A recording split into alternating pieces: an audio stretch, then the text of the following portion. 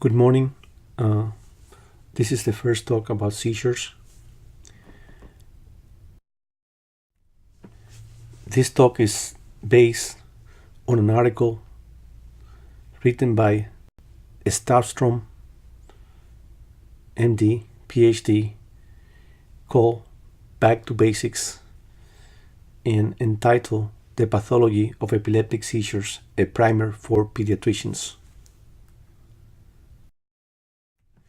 This article was published in Pediatrics in Review, Volume 19, in October of 1998. And despite the fact of being old, I like it a lot because I think it's still very relevant and it has a lot of very interesting information.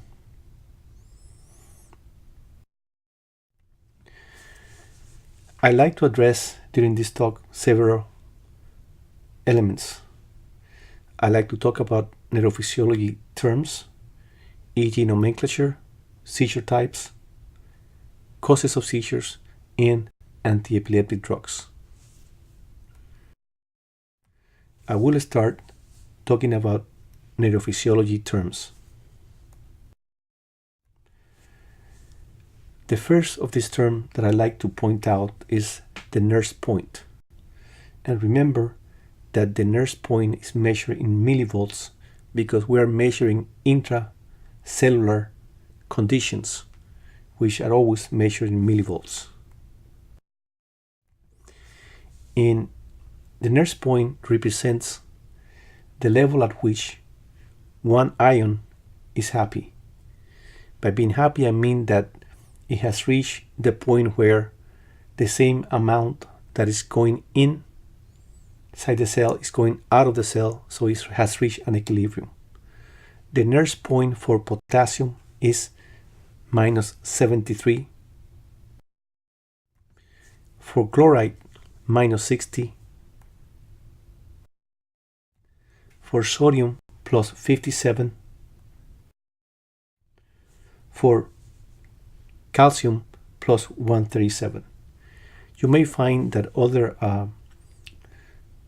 people and other textbooks have different Nernst point for all these ions, since it very much depends on what tissue the study was done, but pretty much these are quite reliable. Continuing with the neurophysiology terms, I like to talk about the lipid bilayer, channels, and pump, specifically about the sodium-potassium ATPase pump. The lipid bilayer consists of, as the name says it, a bilayer of lipids, where there is an area that is outside and another area that is inside the cell. This lipid bilayer is made of a polar hydrophilic head and a non-polar fat hydrophobic tail, as you can see in this frame. In addition, proteins go from the outside to the inside and from the inside to the outside, and these proteins behave like pump. So we talk about the sodium potassium pump.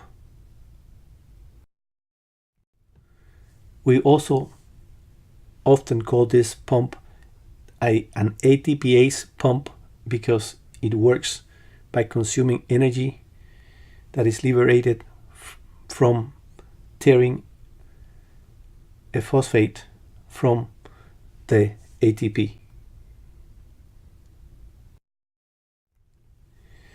Another type of proteins that go from one side of the membrane to the other, that is from the outside to the inside or the inside to the outside, are called channels. Normally, a resting membrane potential, that is the amount of potential that is inside a cell, is -70 millivolt. Again, you may get books with different numbers, and that relates to this tissue that was being studied or the cell that was being studied. Continuing with neurophysiological terms, I like to talk about ligand-gated channels, about voltage-gated channels, about dependent channels, and about non-gated channels. This is a drawing of the different type of channels. This is a ligand-gated channel. It has a receptor that is in the outside of the cell. This one is a voltage-gated channel because it has a thermostat that is an electric thermostat inside the cell. This one is called a dependent channel. It's called a dependent channel because it has a receptor that is inside the cell, and that receptor will dictate when the channel will and will not open. And finally, we have the non-gated channels, which basically are open all the time, connecting the inside with the outside of the cell. More terms. Ligand receptors, most important for our talk today, are GABA-A, NMDA, and non-NMDA receptors.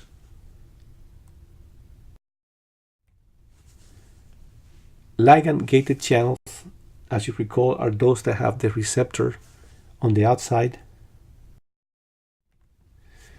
We call GABA-A receptor to those that respond to the interaction between GABA and the receptor. You can see that interaction in this frame.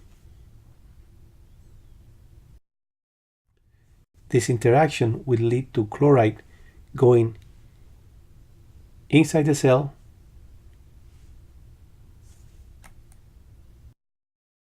or chloride going outside the cell, depending on the membrane potential at the time that the channel is open. Another type of ligand receptors are called NMDA receptors. They respond to glutamate, but they are quite interesting receptors for many reasons. One of the reasons is that they are not only influenced by glutamate, but they're influenced by glycine, glutamine, and also magnesium. And in addition to that, they have an electrical sensor. So here I'm pointing to the receptor for glutamate. Here I'm pointing to the receptor for glycine.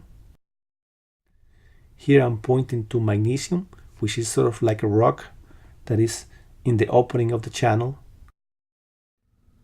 Here I am pointing to the electrical sensor inside the cell.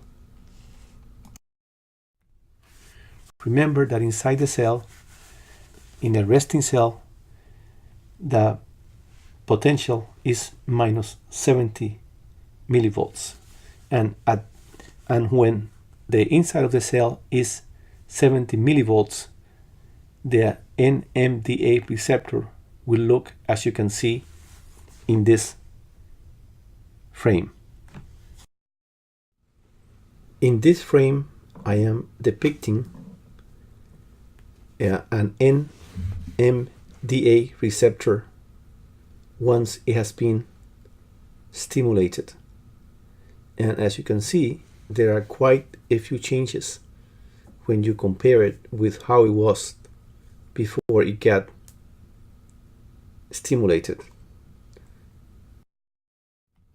The first change that you can see is the fact that the glutamine is now in contact with the receptor. So is the glycine. And it is also important to stress that you can also see that the membrane potential at this point is minus 55 instead of being minus 70 as it was before. And the fourth event that takes place is the dislodging of the magnesium from the opening of the channel. Once this is done, then sodium will come in, and so will calcium. They both will come in because the Nernst point of these ions favor their movement towards the inside of the cell. In this frame, I'm just reinforcing what we have said about ligand-gated NMDA channels. They are slow, that is, they open after the non-NMDA receptors, of which we will talk in a few seconds. The threshold for the voltage to open is minus 55 millivolts, and the ions that will go in once the channel is open are sodium and calcium. In these two little drawings I done just below them, I have tried to represent how it looks when they are closed, and on your right hand how they look when they are open. Now let's turn our attention to the non-NMDA receptors. They're also responsive to glutamate, but they are relatively simple. Once glutamate makes contact with the receptor, sodium will come in. It's important to remember that with the non-NMDA receptor, it is only sodium that comes in and not calcium. Things that are important regarding these receptors are that the neurotransmitter is, as we mentioned, glutamate. They have no cofactor. They open fast. That is, they open before the NMDA receptors channels. They are permeable only to sodium, and they have a very short duration. They are only open for about 5 milliseconds.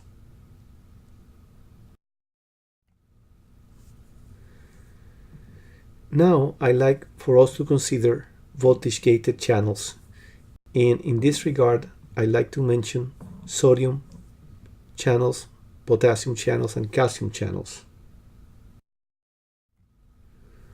Again, we label a voltage-gated channel so because there is a sensor to electricity in the inner aspect of the channel.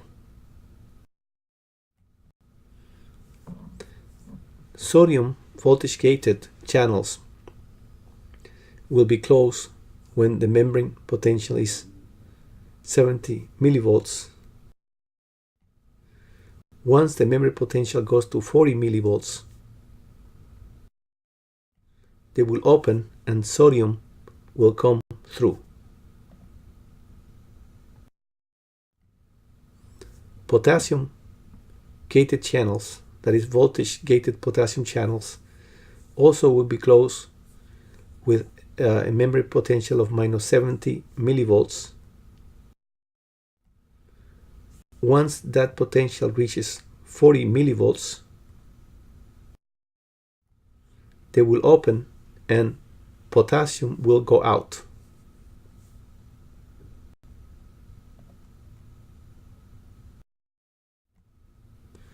Voltage gated calcium channel, again they will be closed with a potential of minus 70 millivolts, but characteristically they will open at a resting potential of minus 55 instead of as a potential of minus 40 as it usually occurs for sodium and potassium. So they will open at a lower voltage increased.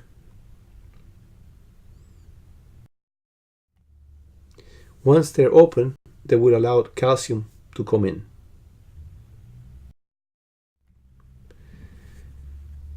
The other type of channel that I mentioned, it was the dependent channels, and basically here there are two that are relatively important, but one much more important than the other. The most important one is the calcium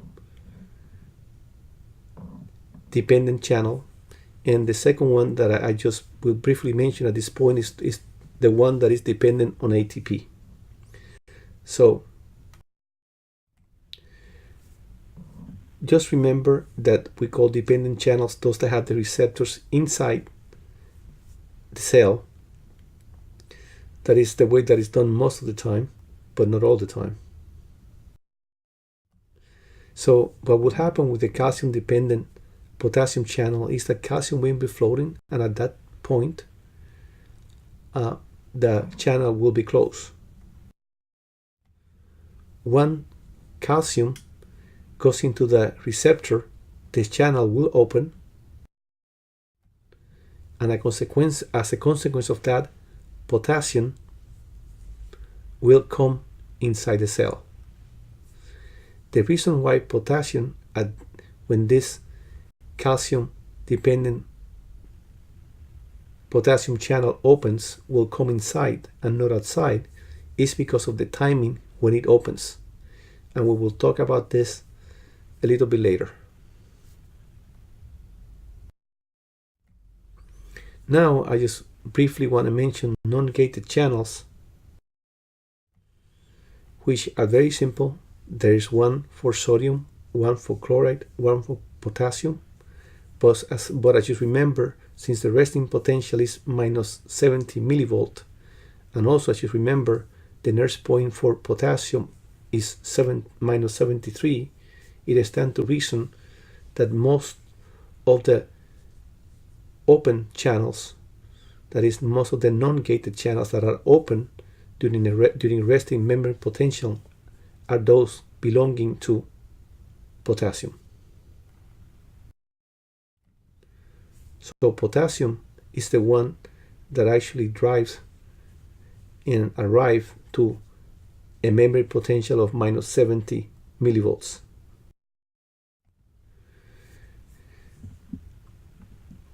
We must continue talking about terms in neurophysiology, since they are key to our understanding of what happens when a seizure does take place. And the next term that I'd like to talk to you about is resting potential. Resting potential is how the cell is when the cell is not doing anything. That is, it's a cell that is not being stimulated or inhibited. It's just basically resting there. This frame, I'm introducing a chart which has at the bottom milliseconds and on top has millivolts. That is, in the y-axis it has millivolt, and in the x-axis it has milliseconds. In this particular chart, 2 milliseconds. And as you can see, there are 3 non-gated channels introduced inside the chart. And if you see, I think it's a little bit hard to see, but if you pay attention, you can see a sort of like cream color line that is at the minus 70 millivolt limit, and that is representing the resting potential of the cell. Excitatory postsynaptic potential is a little bit more exciting.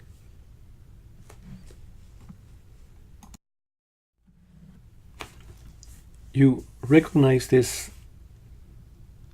diagram from the previous, a few seconds ago, where I show you it for the first time, and this is about the resting membrane potential. In this new frame, I have added quite a few things. First of all, I have added 2 channels, one being the non-NMDA channel and the other one being the NMDA channel. Below it, you can see an interrupted line representing the colors that you see in the channel. And as you can see, the line increases almost up to minus 40 millivolts, and then it begins to descend, going back to the resting potential at the far right side of the figure. Essentially, what has happened here is that the initial opening of the non-NMDA channels have allowed sodium to come in, and shortly after that, when all the things that we talked about has to happen for an NMDA channel to happen, then more sodium and also calcium will also come in, and they will create an excitatory postsynaptic potential that will attempt to depolarize the cell membrane.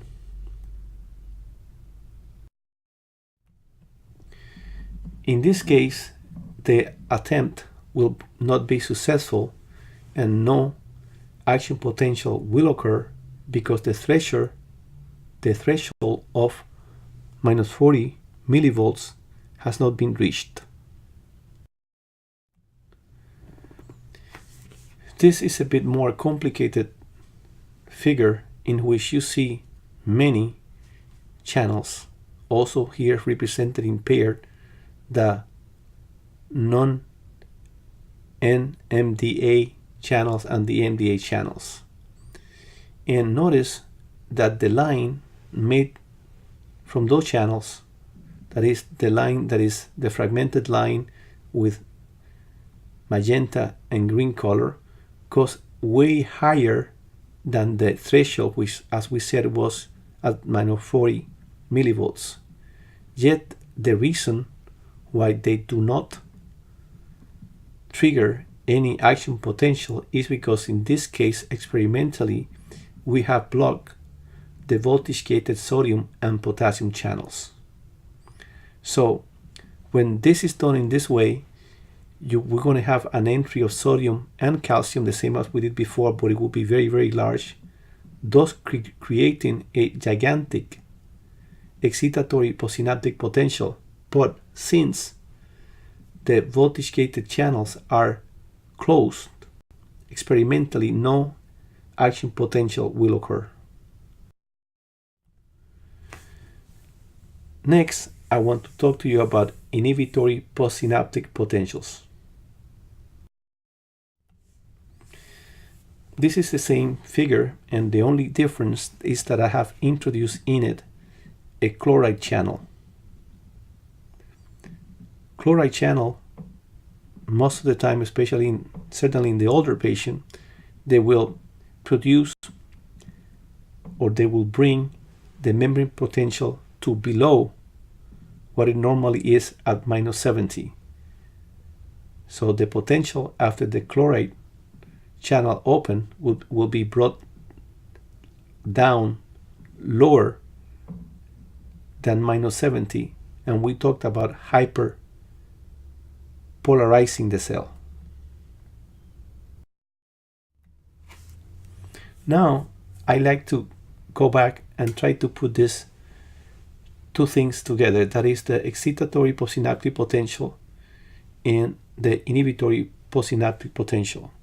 And in the first example that I want to give you is the one in which the excitatory postsynaptic potential is not big enough or to reach minus 40, which is the threshold, in which case, as you remember, there will not be an action potential.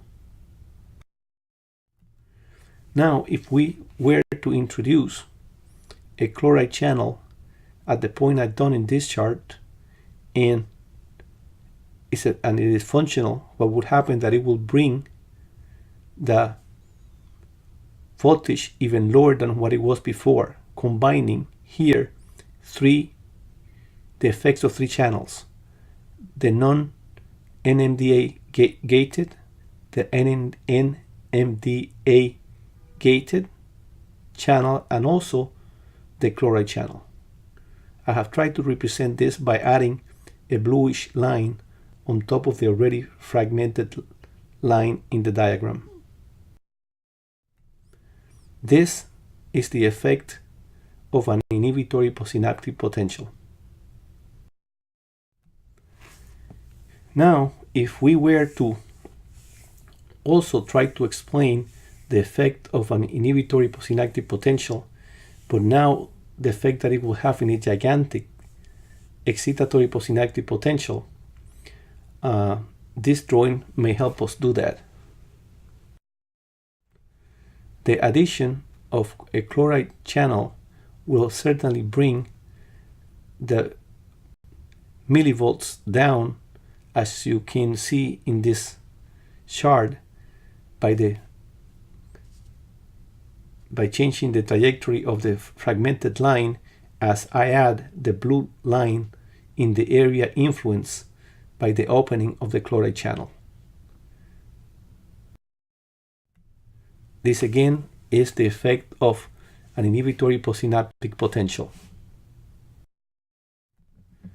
Finally, I like to talk about action potential and after hyperpolarization, better known by HAP.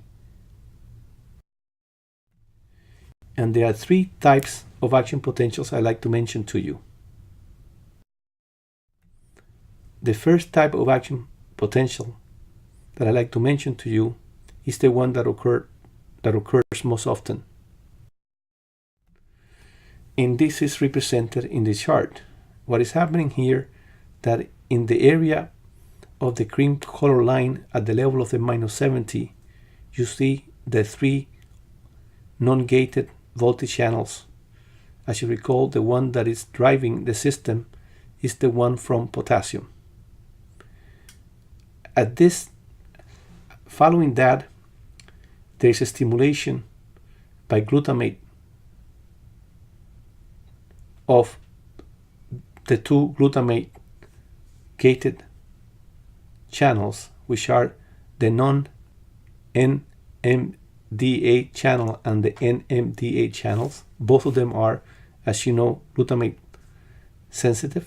So glutamate will come and they will open. When they open, then sodium and calcium will be driven in, and the membrane will depolarize.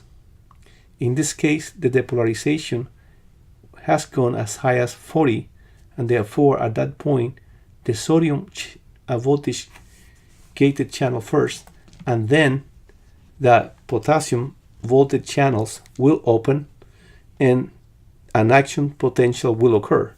As you can see, once the sodium channel open, that is the voltage sodium channel opens, there's going to be an increase or a going up in voltage. And then when the potassium voltage gated opens, it will be the other way around. There will be a swing down. But it is very important to notice the bottom part, and that is represented by the caramel line in the caramel channel. And what is important about this is that, as you can see, it's going below the -70. Okay. These channels that cause this very, very important facet of an action potential are the calcium-dependent potassium channels. So this area here is called the preamp element. That is the pre-action potential element. This is called the action potential. And down here is called the AHP. HAP stands for after hyperpolarization. The type 2 action potential consists of the raising of the memory potential from 70, where it is when only the non-gated channels are open, to 40. This increase will occur merely by deposition of positive charges in the inner part of the cell coming from other places. So when there is an ionic movement, and that ionic movement consists of positive charges moving to a virgin membrane, what will happen will be that there will be a raise in the amount of voltage coming in, and therefore if it gets to -40, it will also trigger an action potential. This is called electrotonic action potential. The rest will be the same as we said before. And finally, we're going to talk about the action potential type 3. And I mean finally regarding action potential, because this thing's going to go on for a long time, it seems. So the type 3 is represented here. In the type 3, there is a very small amount of increase in the membrane potential caused by positive ions going into a virgin area of the membrane. Shortly after that, the calcium gated channel, which open at a much lower voltage than the sodium and potassium channel, will open, and therefore calcium will begin to come in. This will bring the potential inside the cell to -40, and at that time there will be the calcium voltage gated channel will continue open, but they will be helped by the sodium gated channels. Therefore they will create an action potential, which will be followed by opening of the potassium channels, and ultimately by opening of the calcium dependent potassium channels, which will cause the after hyperpotentiation. So how does this action potential interact with inhibition? Let's first start with type 1. In type 1, which is represented in this frame, and we already talked about them, were we to introduce an inhibitory potential, that is, if we open a chloride channel and chloride starts stepping in, we will prevent the production of an action potential. That is because an inhibitory postsynaptic potential will influence the behavior of the membrane. In type 2 potential, action potential, the effect of inhibition will be very similar. As you can see, this is what occurred when electrotonic plus calcium produces an action potential. Now, were we to add a chloride channel, what will happen that the elevation of the membrane potential will not reach -40, and no action potential will occur. This is the consequence of an inhibitory postsynaptic potential. And the effect of inhibition in type 3 is a little bit different, because in type 3 it is not possible for the introduction of chloride channels to produce inhibition. But if the chloride channel opening occurs early enough, they can prevent the production of an action potential. So in this case, which is the third type of action potential, we talked about electrotonic activity will produce an action potential, but if we are to add a chloride channel, that is an open chloride channel, early enough before the electrotonic force produces an opening of the sodium voltage gated channel, then there will be a decrement of the membrane potential, and therefore when the ions reach the virgin membrane, they will cause the same elevation in the potential, but it will not be enough to make the potential reach the minus 40 threshold that we have been talking about, and therefore they will not produce an action potential. I am trying to indicate that by just putting the red line over the action potential. Finally, and this is really mean finally regarding the terms, I'd like to talk to you about 5 more terms. The first one consists of paroxysmal depolarization shift, or PDS. You have seen this diagram before when I mentioned gigantic excitatory postsynaptic potential not being able to produce an action potential because of blockage of the sodium and potassium voltage gated channel. As you recall, the gigantic excitatory postsynaptic potential occurs because of an excessive amount of sodium and calcium as a consequence of the opening of many glutamate non-NMDA receptors and NMDA receptors.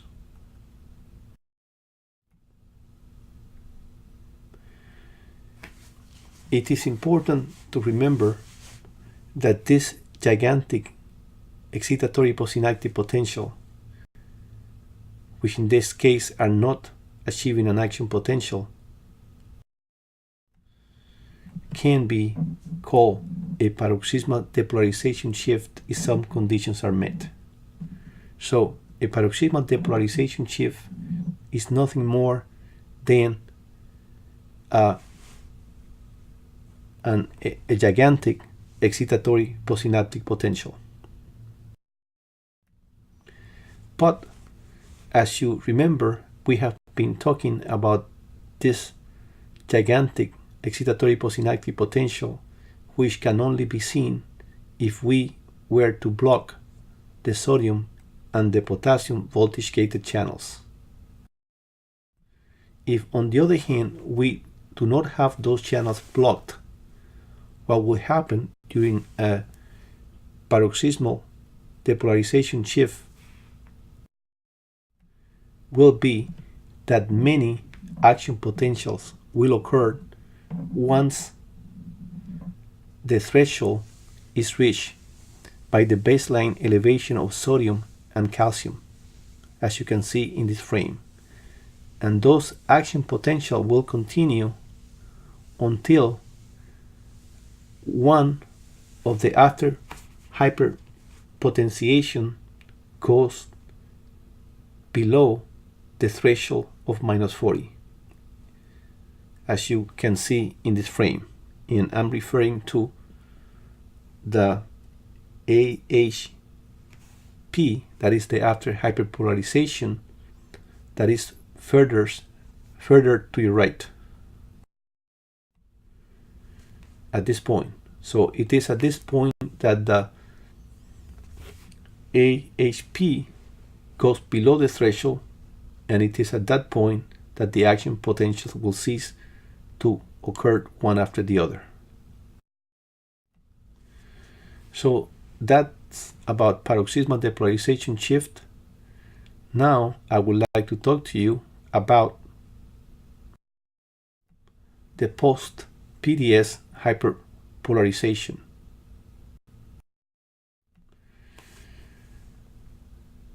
In the same manner that an after hyperpolarization occurs after an action potential, after many action potentials, and due to the high concentration of calcium, the calcium dependent potassium channels will open for quite a long time, and this will lead to a post-PDS hyperpolarization. So a post-PDS hyperpolarization is nothing more than a giant after hyperpolarization that occurs at the end of the paroxysmal depolarization shift. So excessive calcium will lead to the opening of the calcium-dependent potassium channels, which will produce an exit of potassium from the inside towards the outside of the cell, and the departure of positive charges from inside the membrane will bring the membrane potential even to a lower level than it was during the resting membrane potential. And this is what we refer to as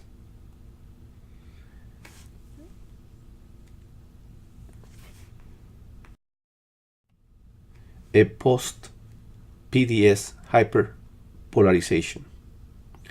So now I want to talk to you about normal EEG waves. And by nature, these waves are called desynchronized waves. Here in this frame, I am introducing a drawing to represent a neuron, that is to represent a pyramidal neuron. As you know, pyramidal neurons are the ones that are found all over the cortex, that is, all over the neocortex. These pyramidal neurons have axons that are intermittently covered by myelin that is produced by oligodendrocytes. And also in this frame, I am introducing this star-shaped structure to depict a glia cell that is in charge of function other than producing myelin. The reality of this, at least the reality as we see it today, is that all EEG activity is the consequence of changes that occur in the apical dendrite of the pyramidal cell, usually in the cortex. I like to think of this, at least I like to think of the apical dendrite as a guitar. When a guitar player is playing the guitar, he's moving his fingers, but what is actually making the sound is the vibration of the chords. This is very much the same with the apical dendrite. The apical dendrite is the one that causes the electrical activity to be generated. Now, the rhythm and the amount of activity generated depends on other factors that influence the apical dendrite. So, in the case of the apical dendrite, it is the movement of charges in and out of the membrane, the one that makes the EEG activity. In this case, when a positive ion is going into the cell or a negative ion is moving out of the cell, by convention, they will be indicated in the EEG by an up stroke. When nothing is happening, that is when the membrane is at rest, because all the non-gated channels are closed, there will be a return to baseline of the wave. And when, on the other hand, positive charges move out of the cell or negative charges move in, then there will be a downward deviation of the wave. This is all by convention. Now, this doesn't happen all the time whenever ions are moving in or out of the cell. It only happens when the movement of ion lasts long enough and is big enough in order to produce an electrical current big enough to reach the scalp and to be collected by the electrode that will yield an electroencephalogram. But what do I mean by last long enough and be big enough to produce an electrical current able to be captured at the scalp and become an EEG? I like to start explaining this by showing you the diagram of a brain.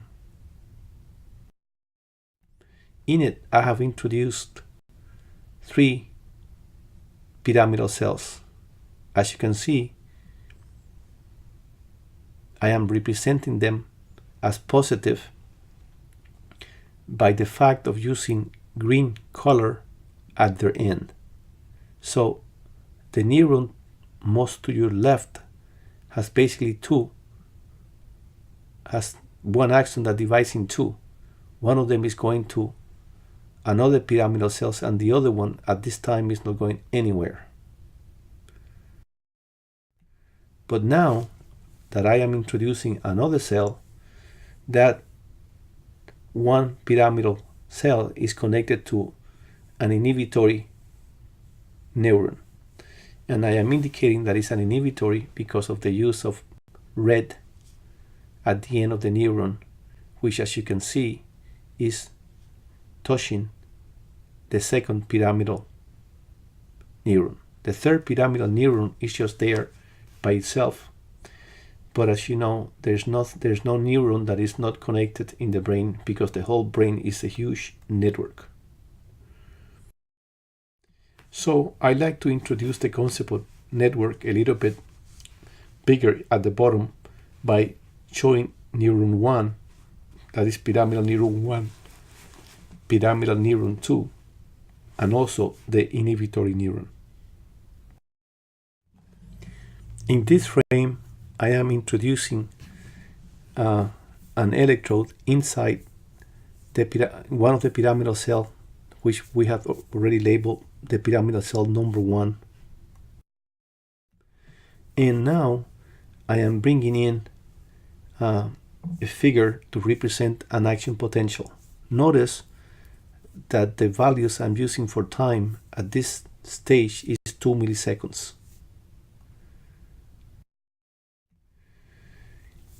Now I have labeled the different parts of the action potential: the pre-action potential element, the action potential, and the after hyperpolarization. Notice again that this is happening very quickly, in a matter of probably maybe 4 or 5 milliseconds.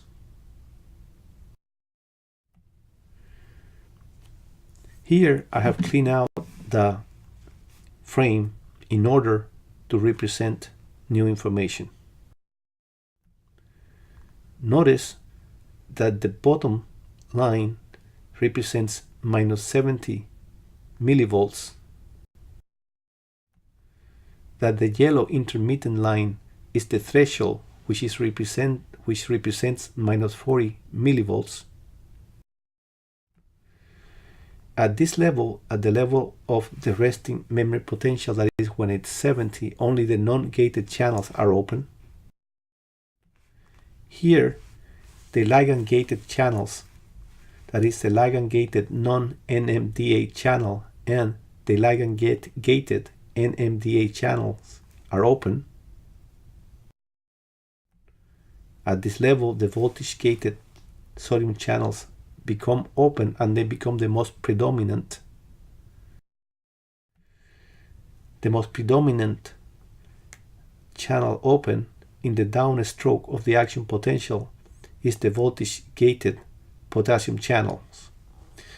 It is not that the voltage-gated potassium channels opens very, very much later than the sodium voltage-gated channel. It takes longer for it to open, and therefore the effects of its opening tend to occur a little bit later.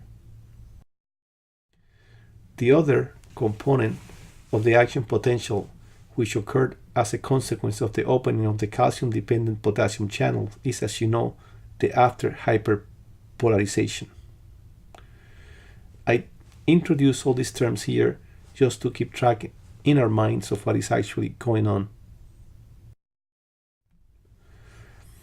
We can also have an action potential, as we previously mentioned, which occurred as a consequence of opening of the voltage-gated calcium channels. But this have to occur after there has been a slight electrotonic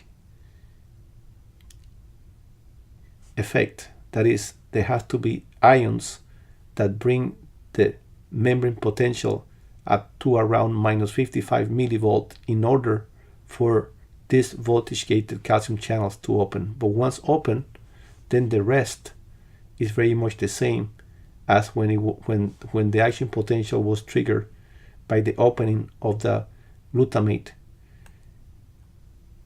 gated channels. Again, I'm going to go back to clean the whole frame so we can observe a few things more closely. And what I'd like you to observe is now what will happen in the neuron that is connected to that first neuron, and what we will see by using an inside electrode. And the basic structure, the basic framework is the same as I showed you upstairs, with one big difference. And the difference is that here the same amount of space represents 20 milliseconds. This is very important to keep in mind. Now, what we're seeing here are two things. When it's going up towards the threshold, that is towards the yellow line, where we're seeing an excitatory postsynaptic potential that is not being successful enough to trigger an action potential because it's quite not reaching the threshold, and on the way down, what you're actually seeing is an inhibitory postsynaptic potential, which is the consequence of the opening of ligand-gated chloride channels. Again, I'm going to clean the frame so we can keep on introducing new information. And the information that I want to introduce now is what would happen if we were actually getting an EEG at the time. And as you can see, the pink sort of a structure represents the scalp, and above it you can imagine the electrodes. So if we were to collect this activity, and this activity will continue for quite a while, we will get a normal EEG. The point that I want to make is that the excitatory and the inhibitory postsynaptic potential occurring at the apical dendrite contribute to the EEG, whereas the action potential does not contribute to the EEG. That is, a single action potential does not contribute because it is too short. It lasts too little of a time to be able to be represented at the level of the electrodes in the scalp. So this frame is just here to emphasize what I just explained to you a few seconds ago. Having talked about normal EEG wave, now I'd like to talk to you about spikes, and a spike and a slow wave that is about interictal activity. You recall when we talked about paroxysmal depolarization shifts, and we said that during it, a lot of action potential are going to be riding on the upper part of the elevation of the baseline membrane potential. Remember that we mentioned that the whole complex, that is the elevation of the baseline and the occurrence of action potential, can be lumped into the term that is called paroxysmal depolarization shift. Notice also that it will stop when the after hyperpolarization of one of those action potential reaches or brings the potential down to minus 40. That will be when the repetitive action potential will cease. also notice that there is one region during which the actual membrane potential goes below the resting potential. That is, it goes below minus 70, and this is called the post-paroxysmal depolarization shift hyperpolarization.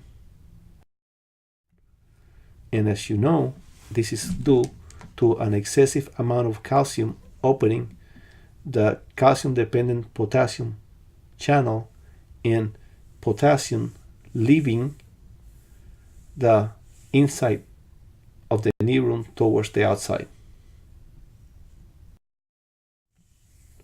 So at this point, you can see how the normal EEG is made. We already talked about this before. Now, what I want to do is to tell you about the interictal pattern. And we talk about a spike when the activity in the EEG looks different, is pointed, and lasts from 20 to 10 milliseconds.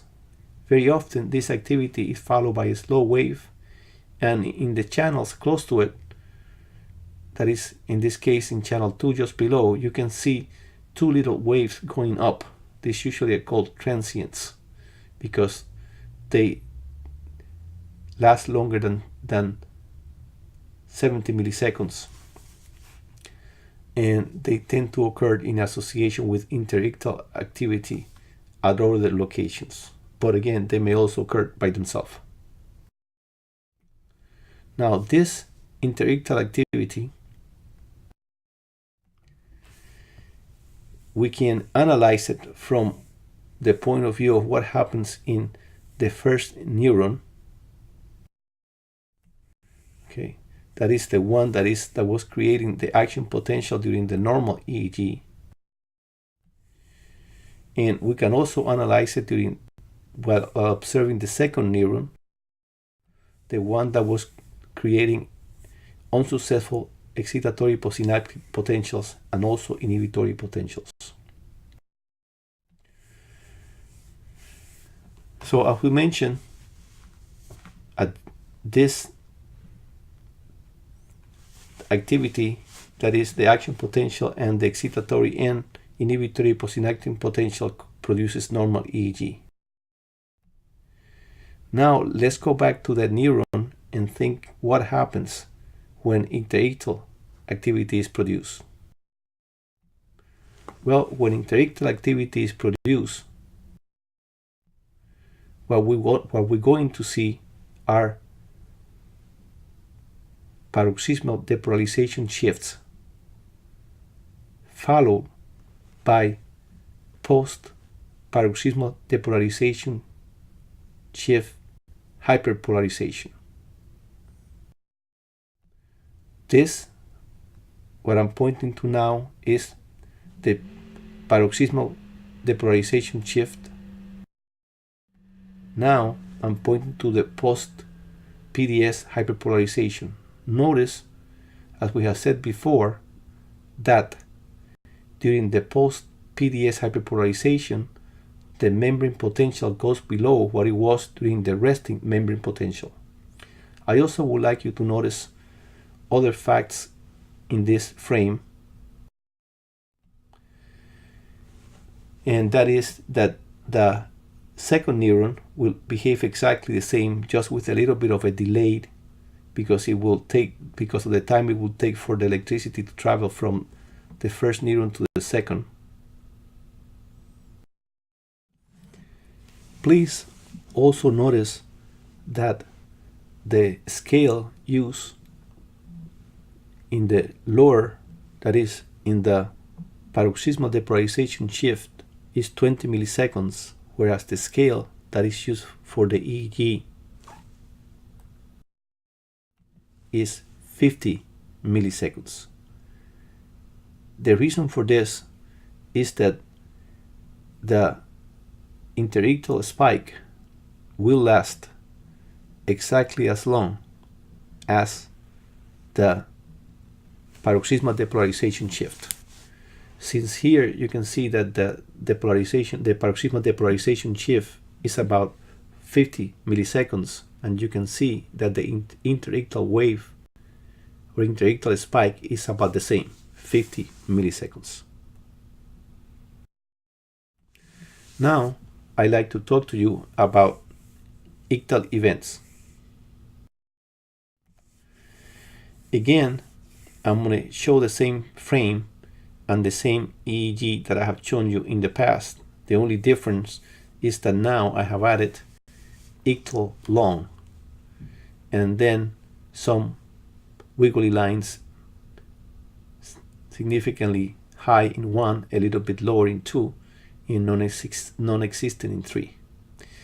And the definition that we use to call an activity ictal is that it has to be different from the rest of the activity that you're actually seeing in the EEG, and there has to be a sequence that is evolving in amplitude and frequency.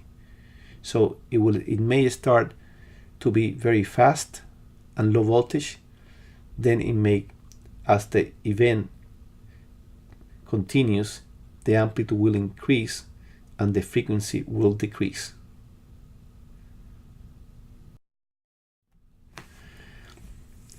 This is what I'm trying to show down here in the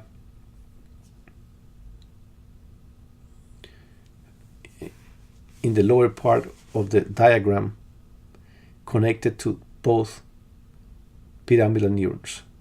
In the top one, you can see that the first pyramidal neuron is producing paroxysmal depolarization shifts, and when they end, the activity following it and the activity preceding the next paroxysmal depolarization shift does not reach the threshold. It stays above the threshold, therefore they will continue one after the next, because at no point is the membrane potential reaching or going below the threshold, therefore stopping the seizure. That's why I'm naming this a long ictal event. And as you can see, the same thing is happening in the second neuron, the one below. These are the PDS, and there's no post-PDS hyperpolarization. The reason that there's no post-PDS hyperpolarization is because, as we mentioned, the membrane potential is not going below the threshold. This is the same in the neuron number 2. Now, when we talk about ictal brief, we're talking about postsynaptic potentials that occur, but after a few of them, then the post-PDS hyperpolarization is strong enough to bring the membrane potential below the threshold. At that point, there will be a cessation of future paroxysmal depolarization shifts. And you can see this shown by the arrow here and also here. And that's why it is brief. It is brief because the post-PDS hyperpolarization stops the PDS from happening over and over again. So we have finished the neurophysiology terms that I wanted to explain to you, and I'm going to go now to talk to you about EEG nomenclature.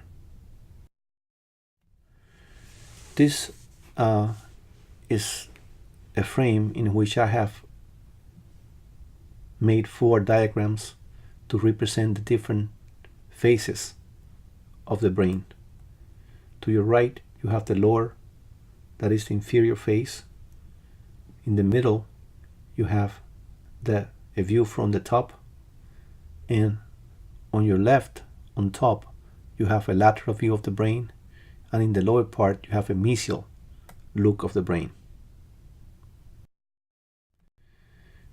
I want to point out the central sulcus, which is one on the right and one on the left. And I also want to point out to you the Sylvian fissure. I have done this because when we go to represent schematically the EEG, we will see that these sutures are represented in the diagram. Now I am introducing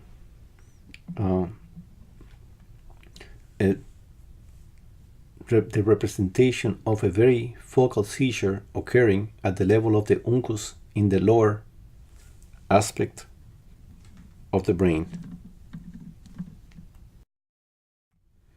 That activity is now represented as increasing in size and as producing a field that is extending throughout the lower part of the brain. Now let's think that we have an electrode situated in the area where you can see, as you can see in this frame, and also that the electrical activity extends all the way to the scalp. It would only be at this point that the electrical activity will actually be captured and we will see it in the regular or the scalp EEG. So the point that I wanted to make with that explanation is that the EEG only sees what the EEG sees, which is the lateral surface of the brain view from the side equally as view from on top. So only the lateral aspect of the brain is seen. The inferior part of the brain is not seen, neither is the mesial part of the brain. And when we come to label the EEG, we use odd for the left and even for the right. That is, we use odd numbers for the left and we use even numbers for the right. We also call the midline, as you can see here in the from the top view, 0. That's why you will see the Z, the Z for 0 in the nomenclature of EEGs. So to the left we put the 1 and to the right we put the 2, the closest to the 0. Then we add 3 on the left and 4 on the right. Then 5 on the left and 6 on the right. And at that point we cannot keep on putting numbers there because we're looking at the brain from above, and we will not see the temporal lobes. So I will introduce the number on the lateral figures, and it will be 7 on the left and 8 on the right. Remember that this continue to extend from the midline towards the ears, and finally it will be 9 on the left and 10 on the right. In addition to that numerical value, which extends from the center to the sides, left being odd and right being even, we also give names to the areas of the brain. And we divide it in 5 parts, 5 primary parts. These parts are the frontal area. Behind we use the term central area. Behind we talk about the parietal area. Just at the very back we talk about the occipital area. And on the side we talk about the temporal regions. This, when it comes to the diagram, is important because it gives you an idea of what you're actually seeing, but also by looking at the lines inside the diagram you can get a mental picture of what the brain represents. Remember that here in those pointed out by the arrow, this is representing the central sulcus on the left, and this is representing the central sulcus on the right. This structure here is there to give you an impression that you're looking at the temporal lobe on the right. And obviously this one is to look at the temporal lobe on the left. So that concludes the EEG nomenclature that I would like you to keep in mind. And I'd like to talk now about seizure types. So seizure types, again, will be represented by what the EEG sees. In this frame, I put it there in order to introduce cuts, which is the cuts of the brain. As you can see, we're cutting right through the middle of the brain on both sides, which will produce something like this. Okay, so what you're seeing there is the cortex of the brain in a coronal fashion. Now I'm introducing the ventricles. And this is the thalamus. And the red oval structure there is a very important structure inside the thalamus that tend to be very important because it seems to be the leader of the orchestra, or the maestro of the orchestra, that leads what type of rhythm is being produced by the brain. You remember that I made the analogy about the guitar, that although it is the vibration of the chords that makes a sound, it is the hand driven by the brain of the player who actually makes it sound one way or another. So this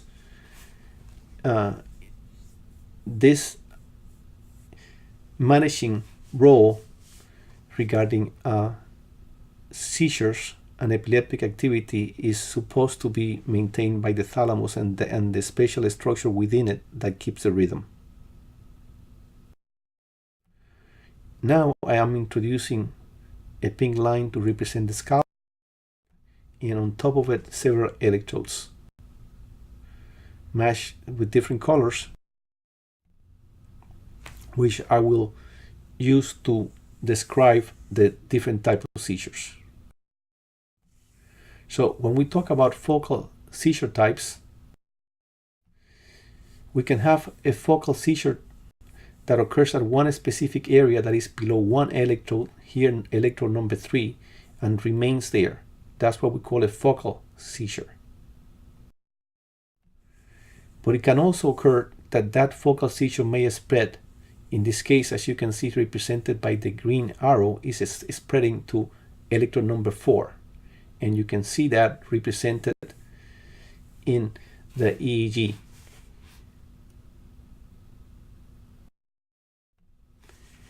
It can also occur that the focal EEG activity will move to both hemispheres. That is, in the hemisphere that it starts, it will spread, but it also will spread to the opposite hemisphere going through the corpus callosum. This is one type of secondary generalization. The second type of secondary generalization is the case in which the electrical activity proceeds downwards and goes into the thalamus, and from the thalamus then activity is sent back towards the hemispheres, that is backward toward both hemispheres, and then you will see the initiation of electrical activity at the same time of both hemispheres, preceded by the leading role of the focal epileptic area. Please take a second to look at the last two arrows, that is the cream arrow and the bluish arrow. The cream arrow, which is the focal with secondary generalization number 1, the activity in electrode 4 occurs before the activity in electrode 1 and 2. Whereas in the one represented by blue, that is the one that goes to the thalamus, all activity except the triggering activity starts at the same time.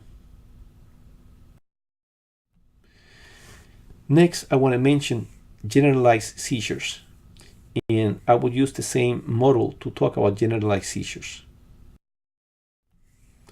A seizure may be so small that is the activity, that is the electrical activity, can be so weak that it doesn't have the strength to be perceived at the scalp electrode. And this is what I'm trying to represent with this first EEG cartoon that I'm introducing. So this occurs because the voltage is so low of the ictal activity that it doesn't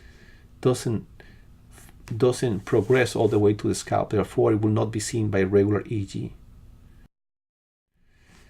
But it can happen that all of a sudden that activity will increase, and it will become generalized by spreading to the same hemisphere, and also by moving to the opposite hemisphere, in which case we're going to be talking about generalized seizures, and just about all of it will start at about the same time. It can also occur that the activity may go down to the thalamus and involve that structure where I told you that it was very, very important, that was sort of the director, and that will create a pattern that is characterized by a spike and wave. The spike coincides with the paroxysmal depolarization shift, and the slow wave after has probably something to do with the post-PDS hyperpolarization. So it is the effort made by the post-PDS hyperpolarization to stop the seizure that doesn't actually work, but it managed to bring it down some, and that's why you see the slow wave that is following the sharp wave. Finally, we have what we call the primary generalized seizure, which is a seizure that we perceive as occurring in both hemispheres at the same time, very much like what we call the other one, the generalized seizure that involves the thalamus. But in this one, it is believed that it is a primary generalized seizure because the abnormality seems to start at the level of the thalamus. Now, it is impossible very often to tell whether a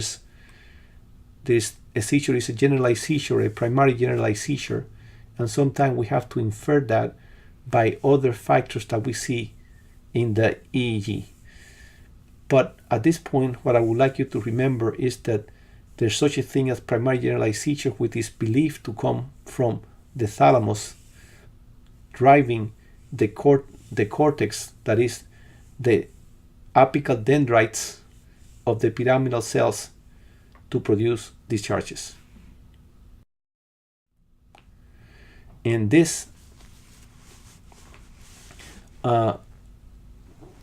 activity, which I'm just taking away some of the other arrows that you had there before. I have done this to emphasize that in this type of seizure, that is in primary generalized seizure, the abnormality appears to be at the level of the thalamus that is driving the cortex to produce the abnormal electrical activity.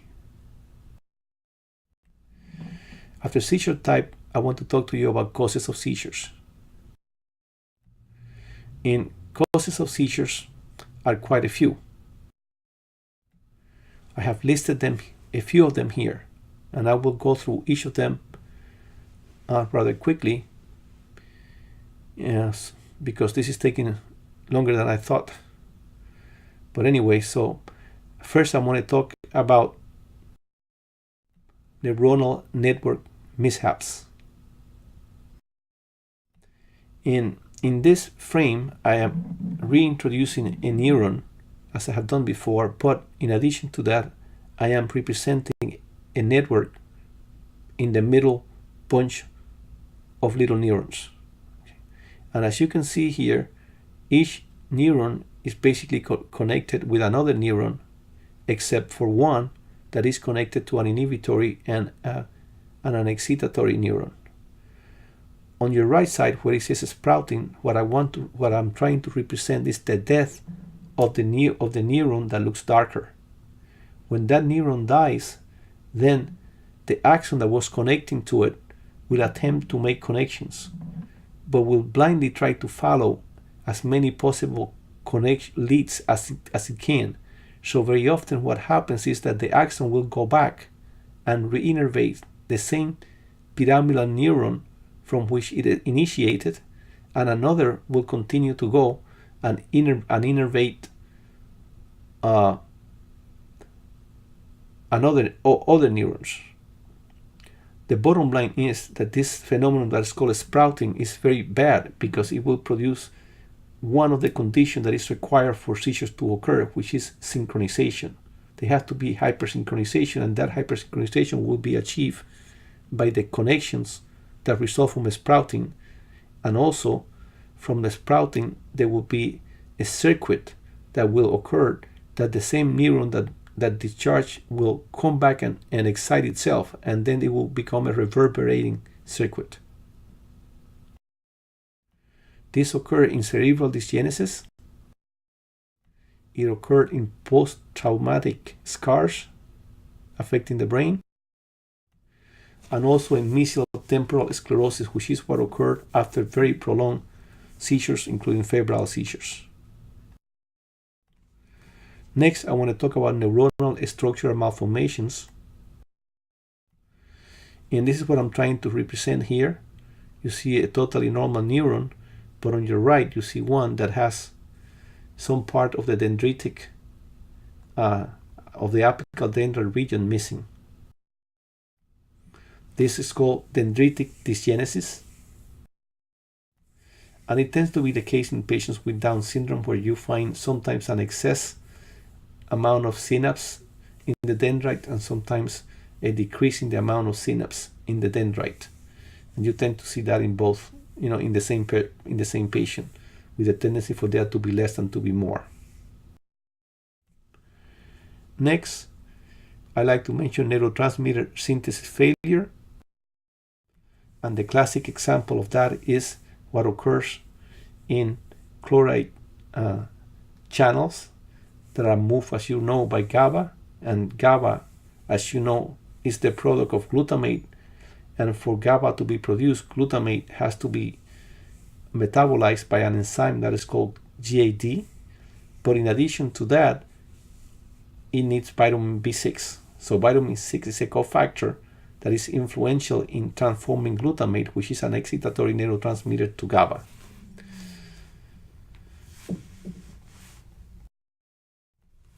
In patients that have a problem with vitamin B6, obviously there's going to be less GABA.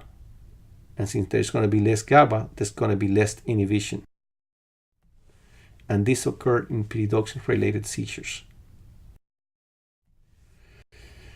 Next, I'm going to talk to you about inhibitory receptor dysfunction.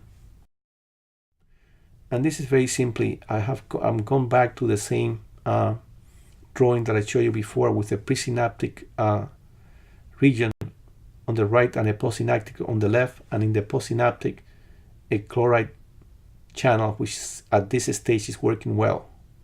If on the other hand that channel is not functional and no GABA can get to it, what will happen that the channel will not open, and therefore chloride will not have the inhibitory effect that it usually has. This is the case that occurs in patients with Angelman syndrome, that the chloride channels appear to have a dysfunction at the level of the receptors.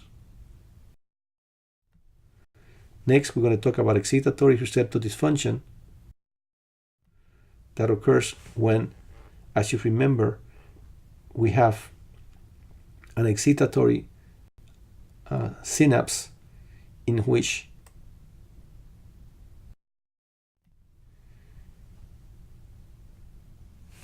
sodium and calcium gets into the cell, but they do so at a very excessive amount, and this occurred because there is an excess of glycine, and an excess of glycine equal to an excess of glutamate can therefore produce seizures. The classic example of an increase in glycine is when we have a non-ketotic hyperglycemia, which is often seen in newborns. Synapse malformation is very much the same as dendritic structural malformation of the dendrite, except that it's basically involving the synapse itself. And this may occur in newborns when they have an abnormality that delays or fails to produce inhibitory synapses. Remember that excitatory neurons have to occur or develop before inhibitory neurons. And sometimes if they fail, then the neuron will only have excitatory neurons. This usually occurs in neonatal seizures. Finally, we need to talk, regarding the pathophysiology of seizures. I'd like to talk to you about ion channel abnormalities. Again, I'm representing a pyramidal neuron, and I'm introducing them in the brain to get you an idea of where they are. Now, what I'd like to do is to introduce the oligodendrocytes producing the myeloid, and also introduce the glia cells that is not an oligodendrocyte. I'm bringing in two structures which I'm going to call an excitatory and an inhibitory connection. In the excitatory connection, you're going to find many different channels, and I have put the channels on top, all of them, and the ones that you see in the yellow rectangle are the ones that are present under an excitatory postsynaptic potential. So the only ones that will not be present in that area will be the chloride voltage channels, because they're going to be present in the inhibitory one, that is in the inhibitory connection. So as you can see in the inhibitory connections, the ligand gated channels are going to be gone, and the ligand gated chloride channel will be present. That is obvious because it is involved with inhibition, which works primarily through the chloride channels. If we look at the cell of the neuron at an area where there is no connection, we will see a set of electrodes that will include just about all the electrodes except any of the ones that are ligand gated. But we will find voltage gated sodium channel, voltage gated potassium channels, calcium dependent potassium channels, and voltage gated calcium channels, as well as non-gated potassium, as well as chloride and sodium channels. Although, as you remember, the majority of the channels that are going to be open are those of potassium, because of the resting memory potential. In addition, we will also see, as we will see everywhere, sodium-potassium pumps. This area that where I have put the yellow rectangle is a very important area, because it's called the heat lock, and that's the area where the concentration of sodium voltage gated channel and potassium voltage gated channel and calcium dependent potassium channel is very, very high, and therefore it is the place where an action potential will initiate. Finally, this area that I'm putting the yellow rectangle at is basically the nodal ranvier, which is an area that will also create action potential and is very much involved in the transportation of electrical activity from one end of the neuron to the other. Now, if we go back to talking about the pathophysiology of seizures, I want to go back and mention what would happen at the level of the axon heel lock when there is a deficit in the voltage gated potassium channels. And as you know, the voltage gated potassium channel is the one that corrects or bring back the memory potential to the resting level once the action potential is started by the movement of sodium into the cell. So when there is a deficit in the voltage-gated potassium channel, we're going to see a type of seizure that is called benign familial neonatal convulsions. They tend to be very good seizures in the sense that they start at about 3 to 4 days and they're usually gone by about 6 months. But the reality of it that not all patients with abnormal voltage-gated potassium channels do well. Some of them do not do well, and they have very, very difficult to treat seizures. Also, we can have a problem in the calcium-dependent K channels or potassium channels, as I have expressed here by putting a line through that channel. And we call this calcium-dependent potassium channel convulsions. Hypocalcemia can also lead to the lack of exposure of the calcium-dependent potassium channels, and therefore, since calcium will not be there, that reaction will not take place, and this is what we see with hypocalcemic convulsions. If there is a failure, which can occur anywhere in the cell of the sodium-potassium pump, there will be an energy failure convulsion. This we see in hypoglycemia, because as you remember, the sodium-potassium pump requires ATP for it to function. Another type of seizures that we may see is the one that occurred if there is a failure of the glia cells to gather potassium. Always think of the glia cells as a sponge that soaks up all the potassium. And the reason why the persistence of potassium will produce seizure is that if there is a very high amount of potassium outside in the extracellular space, that will counterarrest the drive of potassium to go out, and therefore it will not correct the membrane as it normally does during an action potential. That is, since the potassium is not leaving from inside the cell because there is so much outside that it pushes it back, then it will stay inside the cell and it will not create a negativity as it usually does. This occurred in glia failure convulsions.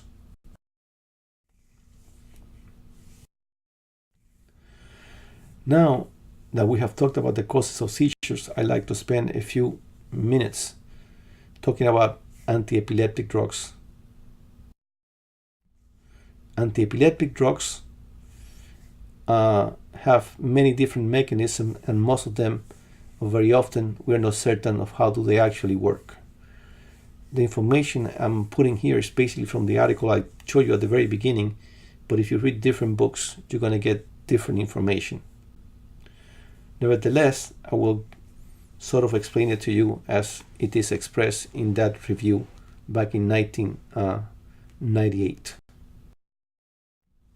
So we can talk about anti-epileptic drugs as being those that enhance inhibition and those that decrease excitation. And those that decrease excitation can be grouped into voltage-gated and glutamate ligand channels. Or that is, those that work on voltage-gated channels and those that work on glutamate channels. So let's start with those that enhance inhibition.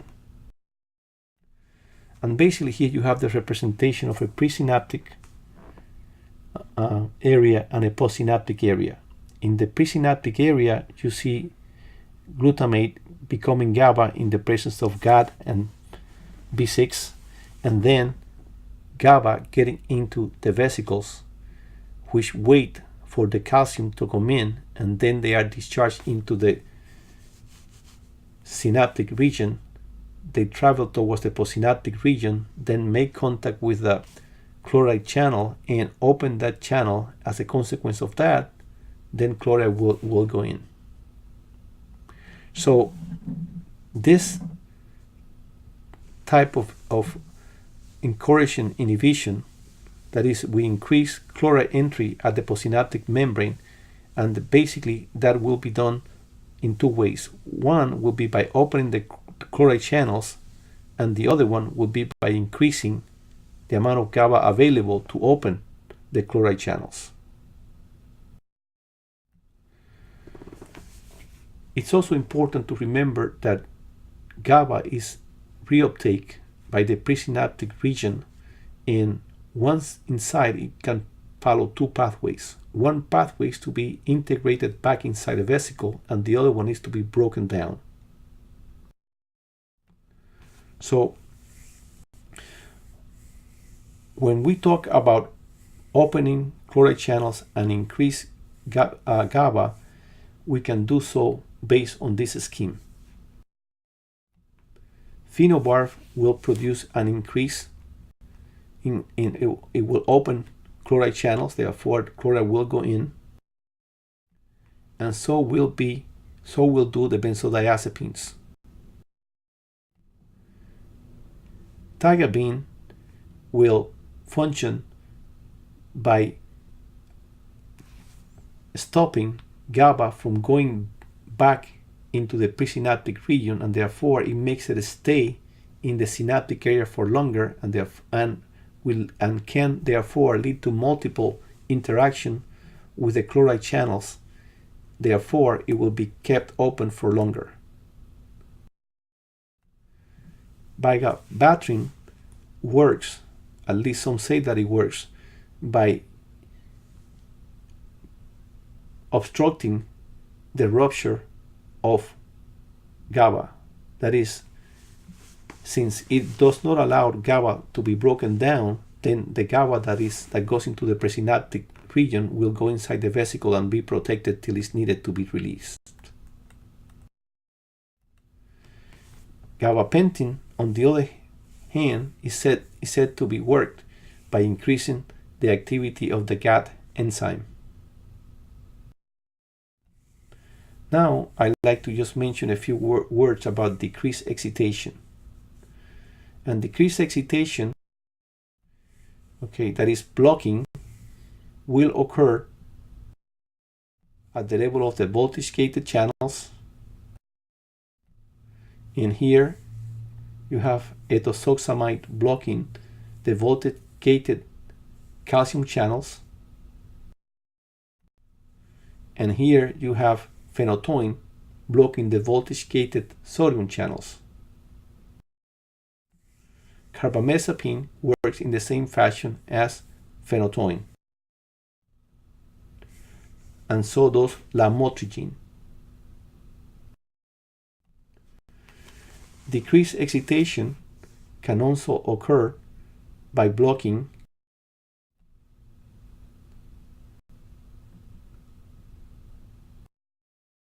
glutamate receptors. So that occurs in topiramate, that blocks the ligand-gated non-NMDA channels, and also in topiramate, that in addition also blocks the ligand-gated NMDA channels. So it blocks both glutamic channels. Ketamine works by blocking the ligand-gated NMDA channels, and so does magnesium. Remember that the NMDA channel, in order for it to function, it requires 4 steps, which is glycine, glutamate, the change in electropotential in the membrane, and also the dislodging of magnesium. So if there is a lot of magnesium, it is harder to dislodge the magnesium from there, because there's just too much of it, and it keeps on filling it in. And this is the end. Thank you very much. I hope you learned something from it. Thank you.